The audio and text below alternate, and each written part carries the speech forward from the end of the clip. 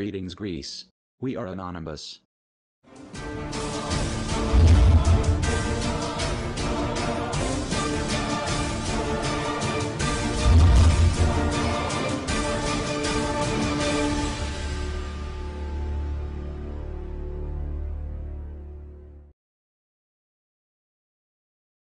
Το τι συμβαίνει στα Linux είναι απαράδεκτο.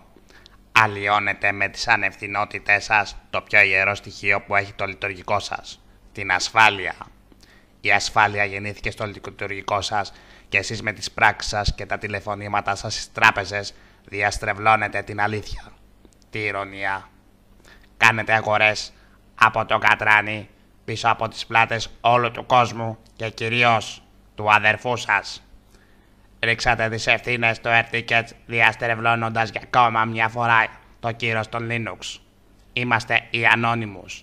Είμαστε Λεγεώνας. Δεν συγχωρούμε, δεν ξεχνούμε.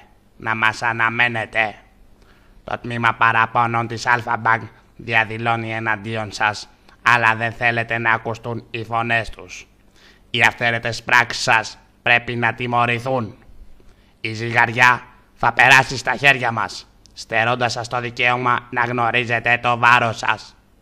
Σπρώχνετε το λαό για ένα ακόμα βήμα προς τα Windows και του στερείτε το δικαίωμα για ένα ασφαλές λειτουργικό. Ακούσατε τις παρατηρήσεις μας και τώρα εμείς είμαστε υπεύθυνοι. Είμαστε οι Anonymous. Είμαστε Λεγεώνας.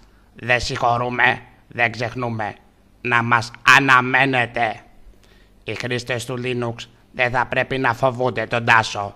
Ο Τάσος θα πρέπει να φοβάται τους χρήστες.